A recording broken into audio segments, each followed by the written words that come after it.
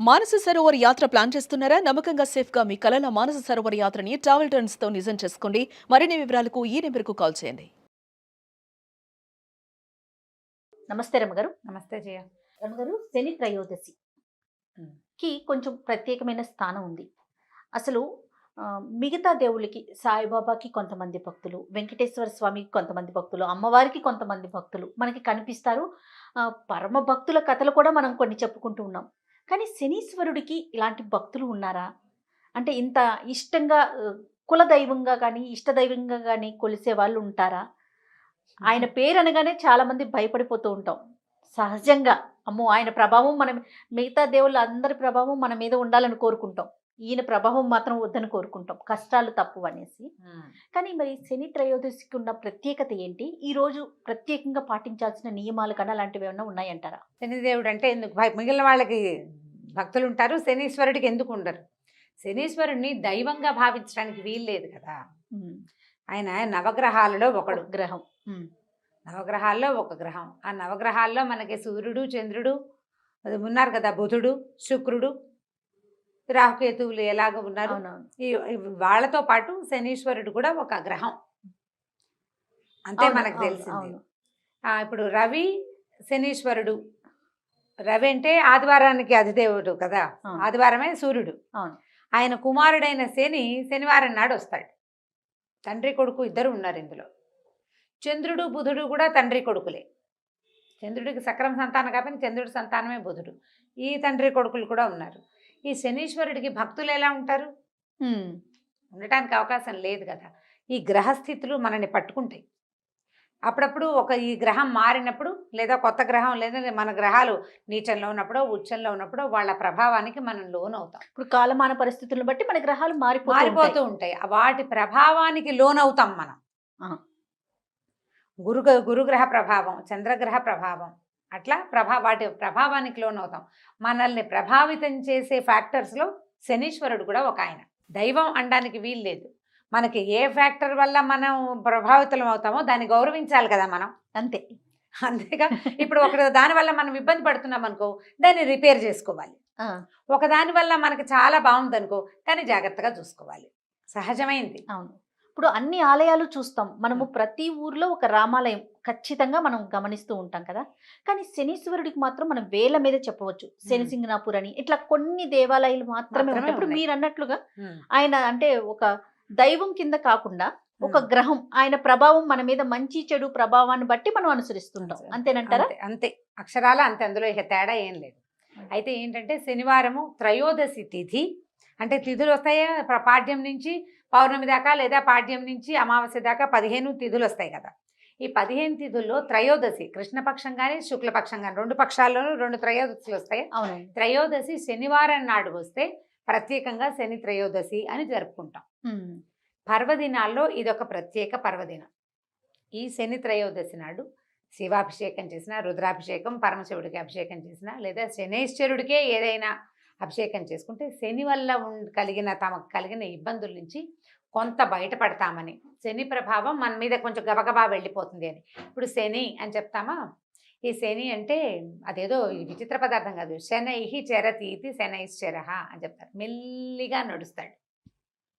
శని దశ నిదానంగా వెళ్తుంది, మెత్తగా నడుస్తుంది. మందుడు అంటారు, మందేశ్వరుడు అంట. మందగా అంటే తాపీగా కదులుతానమాట. మిగిలిన కాలాల్లాగా చకచకలాడదు. శని పట్టిన రోజుల్లో మనకు శనిగ్రహంలోకి మనం వెళ్ళినప్పుడు, అంటే ఆయన తాలూకు ప్రభావానికి గురైనప్పుడు ఆ కాలం నిదానంగా గడుస్తుంది. కానీ మనం ప్రత్యేకంగా చెప్పుకోవాల్సింది ఏంటంటే, శనేశ్వరుడు ఈయన ఏంటంటే ఒక ప్రత్యేకమైన దేవుడు. కష్టపడ్డం నేర్పిస్తాడు మనకి. లోకంలో మనం చెప్పుకుంటాం చూడు, బాగా కష్టపడ్డం అలవాటు ఉన్నవాడు పెద్దయ్యాక సుఖపడతాడు, ఎక్కడైనా బతికేస్తాడు. సుఖపడ్డం సులువు. అదే ముందు నుంచి సుఖపడ్డవాడు కష్టపడాలంటే ఏడ్చిపోతారు. శని దశలోకి వెళ్ళి అంతర్దశల్లోనూ విదేశాలలోనూ శనికి ప్రభావానికి లోనైన వాళ్ళు తర్వాత రోజుల్లో బాగుంటారు. బాగా కష్టపెట్టి తర్వాత మంచి ఫలితాన్ని ఇస్తాడు శనీశ్వరుడు. జీవితాన్ని నేర్పిస్తాడు.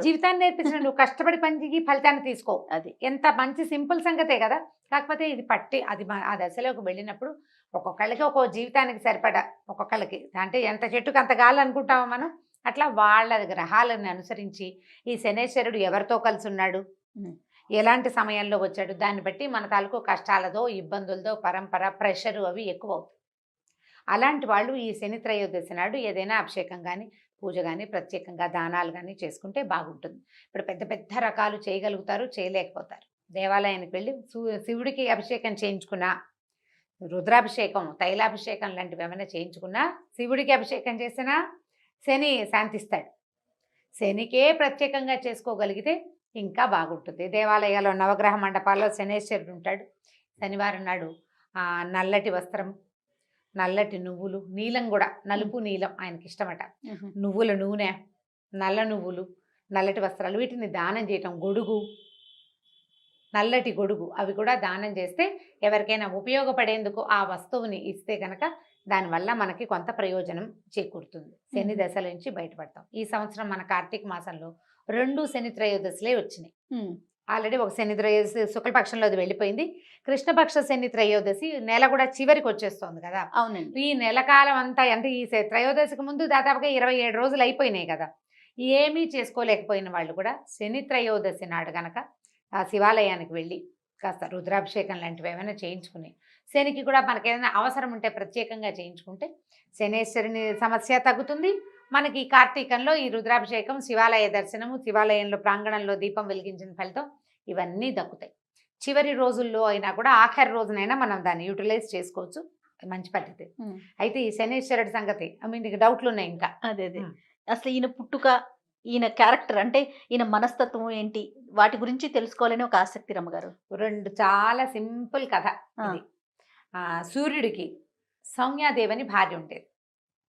ఆయన సూర్యుడు ప్రచండమైన వేడిమి కలిగిన వాడు కదా. ఆవిడకి ఎప్పటికీ 2 పిల్లలు కలిగారు, యముడు యమి లేదా యముడు యమున, 2 సంతానం ఉన్నారు. ఈ సౌమ్య ఆవిడ భరించలేకపోయేది ఈ వేడిని. ఎప్పుడు కాలుతూనే ఉండేవాడు నిరంతరం. సూర్యుడు ఏంది నిత్యం అగ్నిగోళం కదా ఆయన. ఆవిడ వేడిని భరించలేక ఎక్కడికైనా వెళ్ళిపోయి సేద తీరాలనుకుంది. ఏం చేసిందట, తన ఛాయ, తన నీడని తీసి, నీడని నా బదులు భర్తతోటి ఉండమని నీడని అక్కడ పెట్టి ఆవిడ వెళ్ళిపోయింది సౌమ్యాదేవి. వెళ్ళిపోయి ఏంటంటే ఆవిడ వేడిని భరించలేక సముద్ర తీరంలో విహరిస్తూ ఉండిపోయిందనమాట. ఈ ఛాయాదేవి ఇక్కడ ఉండిపోయింది. ఈ ఛాయకి కూడా క్రమంగా సంతానం కలిగారు. ఈ మన శని తపతి ఒక కూతురు కొడుకు కలిగారు. అయితే ఈవిడ ఏం చేసేది, ఏదైనా ఒక సందర్భం వస్తే తన పిల్లల్ని ముద్దుగా చూసుకుని పెద్ద కొడుకుని ఓ దెబ్బేస్తుండేది. ఏముండి కేకలేసేసరికల్లా ఆయన దుఃఖిస్తూ చిన్నపిల్లాడు అప్పటికి తండ్రికి చెప్పాడు సూర్యుడికి, ఇవి నన్ను కేకలేస్తున్నాను, ఎందుకు నువ్వు ఇట్లా తేడాగా ప్రవర్తిస్తావు, ఎందుకు ఇట్లా ప్రవర్తిస్తున్నావు, పెద్ద పిల్లాడిని ఇట్లా అంటున్నావని ఆయన తీక్షణంగా చూసేసరికల్లా ఆవిడ బెదిరింది.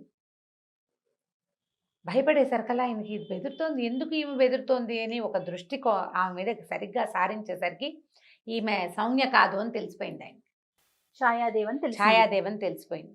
దాంతో ఈయన ఏం చేశాడు, సౌమ్య ఎక్కడుందో చూసుకుని ఆవిడ ఒక గుర్రం రూపంలో సంచరిస్తుంటే అక్కడికి వెళ్ళి ఆమెను శాంతింపజేసి నీతో చల్లగా ఉంటానని ప్రామిస్ చేసి అప్పుడు ఈయన కూడా గుర్రం రూపంలో వెళ్ళాడట అక్కడికి. అశ్విని దేవతలు కలిగారు, గుర్రం ముఖాలు ఉన్నవాళ్ళు, దేవ వైద్యులు అని చెప్తారు వాళ్ళని. ఇప్పుడు ఇక్కడ సౌమ్య ఛాయాదేవికి కలిగిన సంతానమే ఈ శనేశ్వరుడు. అతను స్పీడ్గా నడిచేవాడు కాదు, నిదానంగా ఉండేవాడు. తండ్రికి పెద్దగా నచ్చుబాటు అయ్యేది కాదు. ఈ రవికి శనికి పడదంటారు గ్రహాల రీత్యా కూడా. చంద్రుడికి బుధుడికి పడదు, రవికి శనికి పడదు. తండ్రి కొడుకులు కదా, తండ్రి కొడుకులే కదా, కానీ వీళ్ళిద్దరికి పడదని ఒక మాట చెప్తూ ఉంటారు. పూర్తిగా నాకేం జ్యోతిష్యం వ్యవహారం పెద్దగా తెలీదు, ఏవో చదువుతుంటాం కదా, అప్పుడు కనపడుతూ ఉంటుంది అనమాట. తండ్రి కొడుకే ఈ వారంలో మొదటి రోజుకి ఆయన అధిపతి అయితే చివరి రోజుకి ఈయన అధిపతిగా ఉంటాడు. మనకి హోరాకాలాలని లెక్క పెడతారు. రోజు పొద్దు నుంచి సాయంత్రం దాకా హోరలు మారుతూ ఉంటాయి. రవి హోర, శని హోరలు, రకరకాల హోరలు. ఆ వారం రోజున మొదటి హోర వాళ్ళదనమాట. 1 గంట, 1:10 నిమిషాలు ఏదో చిన్న సమయం. ఈ సమయంలో ఈ లైన్ రోజంతా హోరలు మారుతూనే ఉంటాయి. శని హోర అయిన తర్వాత మళ్ళీ రవి వస్తాడు కాబోలు మరి. అంతేగా జరగాలి. శనివారం అయ్యాకే ఆదివారం వచ్చేది. నాన్న వెనకాలే కొడుకుంటాడు. అదే కనిపిస్తుంది. అయితే ఇది ఇంతే కదా. ఆ తర్వాత ఈయన గ్రహాలకి అధిపతులుగా వీళ్ళు మారారు. తర్వాత కాలంలో ఈ గ్రహాలు వీటన్నిటిని సెపరేషన్ జరిగినప్పుడు ఆయన ఒకదానికి అంటే ఈ మానవుల జాతకాల్లో లేదా మానవుల స్థితిగతులలో ఒక స్థితికి ఆయన, ఇంకొక స్థితికి ఈయన అధిపతులుగా మారారు. నువ్వు మానవ జీవితం తీసుకో, పుట్టిన దగ్గర నుంచి మరణించేదాకా అంతా మనకు తెల్లంగా కనపడుతుందా? కనపడదు. ఇవాళ ఇక్కడ ఎక్కడో పూరి గుడిసెలో మారుమూల ఇంత పిల్లవాడు పుడితే వాడు మహారాజు అయిపోతాడు. ఇక్కడి నుంచి ఇక్కడికి వెళ్ళే ప్రయాణం ఉంది కదా, ఈ ప్రయాణపు స్థితిగతులు అన్నిటినీ గ్రహాలే నడుపుతాయి. రోజులు నడుపుతాయి, సంవత్సరాలు నడుపుతాయి. మనుషులు నడిపేది ఏముంది? ఈ గ్రహాలు, ఈ రోజులు, ఈ ఋతువులు, తర్వాత ఇవన్నీ కలిసి మనుషుల్ని ఆ వైపుగా ప్రేరేపిస్తాయి. ఈ పేదింటి వాడు ప్రైమ్ మినిస్టర్ అవ్వడానికి ఇక్కడి నుంచి ఈ మధ్యలోది ఆయన ఏదో శ్రమపడ్డాడు, అది చేశాడు, ఇది చేశాడు, అవన్నీ అందరూ చేస్తారు. ఈ పర్టికులర్ వాడే ఇక్కడి నుంచి అక్కడికి ఎట్టా వెళ్ళిపోయాడు? యోగం. ఆ యోగాన్ని పట్టించేవే ఈ గ్రహాలు, ఈ కాలం. ఇప్పుడు ఈ కాలం ఇవాళ నా పుట్టుక, నా మరణం దాకా ఉన్న కాలం, ఇంతకుముందు నేను పుట్టినప్పుడు ఉంది, అంతకుముందు పుట్టినప్పుడు ఉంది, రేపు పుట్టబోయేటప్పుడు ఉంటుంది. కాలమే మన మొదటి రోజు, మొదటి పుటక నుంచి మనం ఫస్ట్ ఒక చిన్న చుక్కగా భూమి మీద మొట్టమొదట భగవంతుడు మనని పుట్టించినప్పటి నుంచి, తర్వాత మన సంవత్సరాలు మారుతున్న కొద్దికి, మన జన్మలు మారుతున్న కొద్దికి మనతోటే ఉంటుంది. ఆ కాలమే మనకి సాక్షి. అంతే. భగవంతుడు కాలస్వరూపుడు. ఆయన చూస్తూ ఉంటాడు. నీ కిందటివి, ఆ కిందటివి, ఆ కిందటివి నువ్వు చేసిన తాలూకు వాటి ఫలితాలని ఈ జన్మలో నువ్వు మారుమూల ఇంట్లో పుట్టినా నిన్ను ప్రైమ్ మినిస్టర్ని చేస్తాయి. ఈ మొత్తానికి సాక్షిభూతంగా ఉన్నటువంటి భగవంతుని యొక్క అవయవాలే ఈ గ్రహాలు, ఈ ఋతువులు, ఈ సంవత్సరాలు, ఇవన్నీ దానికి ఒక్కొక్క పేరు పెట్టుకున్నాం. అంతే. ఆ మొత్తం చక్రంలో భాగమే శనీశ్వరుడు. అయితే కొన్ని అపోహలో మరి నిజాలో తెలియదు కానీ ఆయన్ని అంటుకోకూడదని, పూజా విధానంలో ఆడవారు కొంచెం దూరంగా ఉండాలని, నల్ల వస్త్రాలే ధరించాలని, ఇలాంటి ప్రత్యేకమైన నియమాలు రావటానికి దీనికి సంబంధించి ఏదన్నా అంటే పూర్వపు అంశాలు ఏమన్నా ఉన్నాయా రమ్మగారు? కాలక్రమంగా ఏమవుతాయంటే జయ, చిన్న చిన్నవి కూడా పెద్ద పెద్దవిగా పరిణమిస్తాయి. ఇప్పుడు స్త్రీలు దూరంగా ఉండాలని చెప్పేది ఏమో మన శని సింగనాపూర్లో ఆడవాళ్ళు రాకూడదని, మేమెందుకు రాకూడదని మన వాళ్ళు ఫైట్ చేసి దాన్ని సాధించినట్టున్నారు. ఇవాళ రేపు స్త్రీలు కూడా వెళ్ళొచ్చని. మొదట్లో వెళ్ళి దగ్గరికి వెళ్ళి చేసేవాళ్ళు. ఈ మధ్య కాలంలో ఒక 4-5 ఏళ్ళ నాడు నేను వెళ్తే ఇక్కడెక్కడో నూనె పోస్తే చాలా గొట్టాల ద్వారా వెళ్ళి అక్కడ పడుతుంది ఆయన మీద. దగ్గరికి వెళ్ళేది అయితే ఇప్పుడు లేదు. మరి ఆడవారు అండి ఎవరు లేరు, అందరూ దూరంగా ఉండేదే. ఏదో పూజారి ఎవరో చేస్తారు. ఇవి ఏంటంటే ఇది పూర్వకాలపు విధానం. అంటే పూజా విధానాలు అవి మగవాళ్లే చేసుకునేవాళ్ళు. అన్ని జాతుల వాళ్ళు పూజలు చేసేవాళ్ళు కాదు ఇదివరకు. ప్రత్యేకంగా ఒక కల్టే పూజ చేసేది. అందులో ఆడవాళ్ళు ఇల్లు వాకిలి పనులు పాటలతోటి సతమతం అవుతుంటే మగవాళ్ళు ఆ పని చేసేవాళ్ళు. బహుశా అలా వచ్చిందేమో. అలా వచ్చింది, అట్లా వచ్చి ఉండొచ్చు. అంతకంటే తీవ్రంగా ఉందని అనిపించదు. అయితే ఏంటంటే ఈయనకి నలుపు ముదురు నీలము ఇష్టం. ఆయనకి నచ్చేలాగా ప్రవర్తించడం అన్న అంశం కోసం నల్లటి బట్టలు చెప్తారు. ఆయనకు సమర్పించేది నల్లటి వస్త్రమే. నువ్వులు సమర్పిస్తారు, నువ్వుల నూనె సమర్పిస్తాము. ఆయనకి ప్రీతి, ఆయనకి నచ్చు తైలం ఇష్టం. ఆయనకి తైలం ఇష్టం, నువ్వుల నూనె అంతే. నువ్వుల నూనె ప్రత్యేకం, అందుకని నువ్వుల నూనె సమర్పిస్తారు.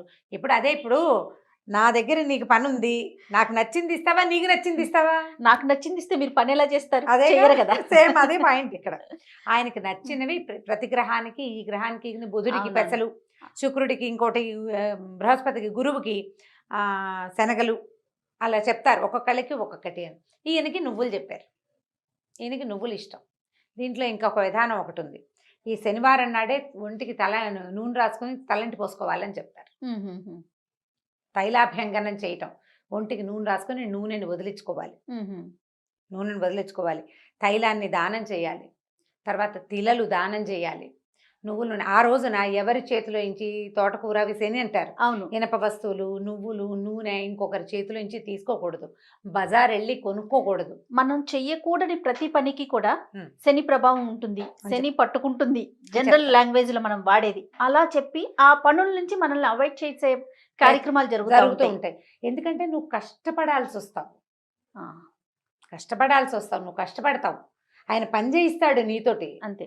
శ్రమ, ఎక్కువ శ్రమతోటి తక్కువ ఫలితం ఇస్తాడు. నువ్వు శ్రమ పెంచిన కొందికి ఫలితం కనిపిస్తుంది. నువ్వు ఇంత కష్టపడతావు కాబట్టి వద్దంటారు. కష్టాలు ఎక్కువ అవుతాయని. నిజానికి శని చెడ్డవాడని అనడానికి వీల్లేదు. కష్టే ఫలి అనేది నీకు నేర్పిస్తాడు. ఆయన వెళ్తూ మంచి చేసి వెళ్తాడు. అవునంట. నీకు కష్టపడ్డా నేర్పిస్తే ఉత్తరోత్తర నువ్వు హాయిగా ఉంటావు. ప్రతి జీవి మీద ఆయన ప్రభావం ఉంటుందని ఉంటుంది. వింటాం కదా రమ్మగారు. ఉంటుంది. ప్రతి జీవి మీద ఆయన ప్రభావం ఉంటుంది. ఆఖరికి దేవాధిదేవుడైన పరమేశ్వరుడు కూడా ఈయనకి లొంగిపోయాడని ఆ, అలాంటి బోల్డన్ని పురాణ గాథలు ఉన్నాయి. ప్రధానమైంది శనివారం నాడు తైలాభ్యంగనం ప్రాక్టీస్లో పెట్టుకోవాలి ఎవరైనా. దానివల్ల 2 బెనిఫిట్స్ చెప్దాం చూడు. ఇప్పుడు శనికి ప్రభావము అవన్నీ నువ్వు లోన్ అవ్వవు, నీకు లేవు అవేవి. నూనె రాసుకొని స్నానం చేయటం వల్ల ఫ్రెష్గా అవుతావు. రిఫ్రెష్ ఇంట్లో అయిపోతాం. నుంచి బద్ధకం తగ్గుతుంది. కొవ్వు అక్కడక్కడ ప్యాక్ చేయబడి ఉన్నది మూవ్ అవుతుంది. నువ్వు అలవాటుగా చేస్తావు, శుభ్రంగా ఉంటావు, ఆరోగ్యానికి మంచిది. ఇది మంచిదే కదా. ఆరోగ్యమే మహాభాగ్యం మహాభాగ్యం. ఇవాళ రోజుల్లో. అవును. కాబట్టి తైలాభ్యంగనం శనివారం నాడు నెత్తికి నూనె పెట్టుకోవటం, చెవిలో కొంచెం నూనె వేసుకోవటం, చిన్నపిల్లలకి ముక్కులో చెవిలో కూడా నూనె వేయటం. వేయటం. మరి చంటి బిడ్డలకి డాక్టర్లు వద్దంటే మానేయండి, కానీ కాస్త పెద్దవాళ్ళకి వేయచ్చు, పర్వాలేదు. చక్కగా బాగా నువ్వుల నూనె ఒంటికి అంటేలాగా మద్దం చేసుకోవటం. చేసుకోవటం, సున్నిపిండి పెట్టి చక్కగా దాన్ని వదిలించుకోవటం, బాగా నలుగు పెడితే చర్మం కాంతి దేరుతుంది. దానివల్ల మీకు ఉత్సాహం వస్తుంది, మంచి నిద్ర పడుతుంది. మర్నాడు ద్విగుణీకృత ఉత్సాహంతో పనిచేస్తారు మీరు. మర్నాడు రవి కదా వచ్చేది, రవి నాటికి స్పీడ్గా ఉంటారు, పని చేయడానికి సిద్ధంగా ఉంటారు. అందుకని ఈ శనివారం నాడు ఇది చేసుకోవాలి. ఇవి మంచి పనులు. ఈ రోజున గనక మనం శని త్రయోదశి నాడు గనక ఏ చిన్న దైవ కార్యక్రమం చేసినా అది ద్విగుణీకృతమైన ఫలితాన్ని ఇస్తుందని చెప్తారు. కొన్ని వస్తువులు కొనుక్కోకూడదని పెద్దవాళ్ళు చెప్తే ఎందుకు అని అనకుండా మానేస్తే సరిపోతుంది. ఇవి చేయను ఆయన అని చెప్పారు, ఎందుకు అని అడద్దు, చేసేయండి. చేసేస్తే వచ్చే మంచి ఏదైనా వస్తుంది, లేకపోతే పనైనా అవుతుంది కదా, కనీసం పనైనా అవుతుందిగా. కాబట్టి చేసుకోవచ్చు. ఈ శని త్రయోదశి ఇంకొక ఉంది కదా ఈ నెలలో, కార్తీక మాసము, శని త్రయోదశి, శనివారం శనివారము త్రయోదశి అవును. విశేషమైనది. కాబట్టి ఆ ఒక్క రోజైనా ఈ నెలంతా వెళ్ళలేకపోయినా శివాలయ దర్శనం తప్పనిసరిగా చేయండి. మనకి శని దశ ఉన్నా లేకపోయినా కూడా శివాలయ దర్శనం చేయటము, రుద్రాభిషేకం చేసుకోగలిగితే చేసుకోవటం, లేకపోతే కనీసం స్వామిని దర్శించి తీర్థప్రసాదం స్వీకరించుకోవటం, విభూది తీసుకోవటము, దేవాలయంలో ఒక దీపారాధన చేయటం. దానివల్ల ఏవైనా గ్రహదోషాలు ఉంటే అవి సమసిపోతాయి. శివానుగ్రహం, అఖండమైన ఐశ్వర్యము లభిస్తుంది. శివాలయ దర్శనం అత్యద్భుతమైనది త్రయోదశి నాడు. తప్పకుండా రమ్మగారు.